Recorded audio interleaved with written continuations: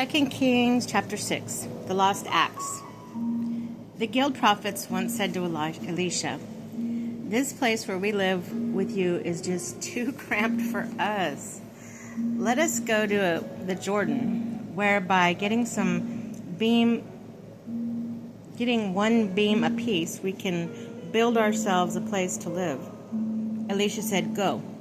One of them requested, "Please agree to accompany your servants." He replied, "Yes, I'll come." So he went with them, and when they arrived at the Jordan, they began to cut down trees. While one of them was falling asleep in the tree trunk, the iron axe blade slipped into the water. He cried out, "Oh no, master! It was borrowed." "Where did it fall?" asked the man of God. When he pointed out the spot, Elisha cut off a stick, threw it into the water, and brought the iron to the surface. He said, "Pick it up." And the man stretched out his hand and grasped it.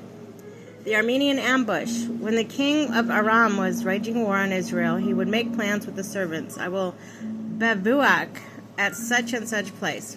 But the man of God would send word to the king of Israel, "Be careful, do not pass by this place, for Aram will attack there." So king of Israel would send a word to the place which the man of God had indicated and alerted it.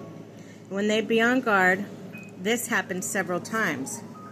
Greatly disturbed over this, the king of Aram called together his officers and asked them, "Will you not tell me who among is for the king of Israel?"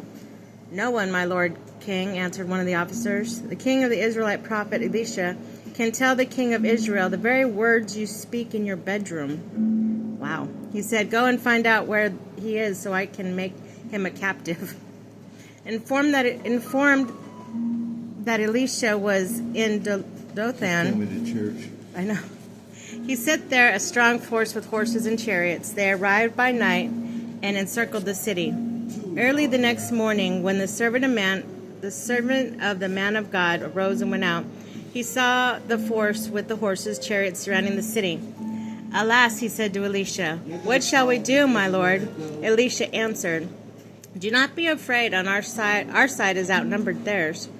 When he prayed, "O Lord, open his eyes that he may see." And the Lord saw the eyes of the servant, which he saw that the mountainside was filled with fiery chariots and horses around Elisha. When the Arameans came down to get him, Elisha prayed to the Lord, "Strike this people blind, I pray you." And the Lord struck them blind according to Elisha's word. And Elisha said to them, "This is the wrong road and this is the wrong city. Follow me. I'll take you to the man you want." And he led them to Samaria. When they entered Samaria, Elisha prayed, "Lord, open their eyes that they may see." The Lord opened their eyes, and they saw that they were inside Samaria. When the king of Israel saw them, he asked, "Shall I kill them, my father? Shall I kill them?" Elisha replied, "You must not kill them. Do you slay those when you have taken captive with your sword or bow? Serve them a meal, let them eat and drink, then go back to their masters." The king spread a feast for them. When they had eaten and drunk, he sent them away, and they went back to their masters. No more Aramean raids came to the land of Israel. War against Aram, famine. After this, Ben-Hadad, king of Aram, mustered his whole army and laid siege to Samaria. Because of the siege, the famine in Samaria was so severe that a donkey's head sold for 80 pieces of silver, and forth a cab of dove droppings for 5 pieces of silver. One day, as the king of Israel was walking in the city wall, a woman cried out to him, "Save us, my lord king." He replied, "If the Lord does not save you, where could I find means to save you? On the threshing floor? In the winepress?" Then the king asked her, "What is your trouble?" She replied, "This woman said to me, 'Give me your son that we may eat him today. Then tomorrow we will eat my son.' So we boiled my son and ate him." Yeah. The next day he said to her, "Now give up your son that we may eat him." But she hid her son. When the king heard the woman's words, he tore his garments.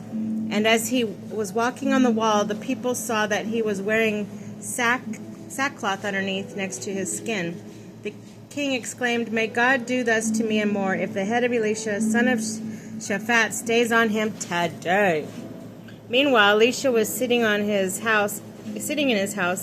in conference with the elders, and the king had sent one of his courtiers, but before the messenger reached him, Elisha said to the elders, "Do you know that this is murder and is sending someone to cut off my head? When the messenger comes, see that you close the door and hold fast against him. His master's footsteps are echoing behind him."